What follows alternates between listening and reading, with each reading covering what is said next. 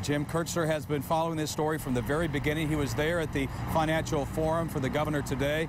He joins me now live. Jim, I understand that you have looked into some very complex issues in naming that emergency financial manager.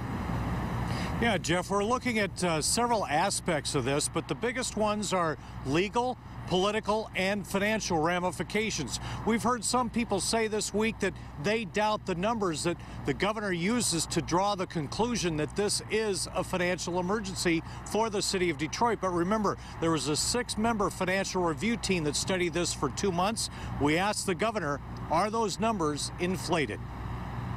The facts are the long-term liabilities of the city of Detroit are in the $14 billion range. We've heard the voices, some on City Hall and some in the community, say this is stealing the democratic process, suppressing the vote in an election year in Detroit. I was elected by the people of Michigan to be a governor, and I view this as part of my responsibilities, to be a good partner, to step up and say the challenges in Detroit are sufficient enough that the city by itself doesn't have a plan to solve these problems. So I'm here to help, is the way I view it. By that same law, everything is on hold for the next 10 days for city officials to decide if they want a hearing to avoid a state takeover. They would have it on March the 12th. But the state treasurer is also working behind the scenes to try to keep this from becoming adversarial. To me, it's more of a listening opportunity to hear from them, you know, what ideas they have, what roles they would see the council playing in the event there's a manager here in town. So it's really for me to learn more from them what their vision is. Today is both a sad day, but a day of promise to say, let's move forward and solve problems with optimism. All right.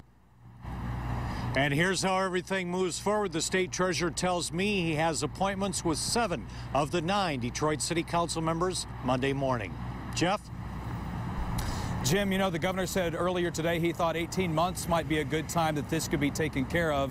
Do you feel that he can meet that goal of reaching the financial stability the city needs within 18 months? He says that's going to be a good start to put a long-term plan together. But let's face it, that 18 months is still a wide open question at this point. Okay, Jim, thank you very much. Well,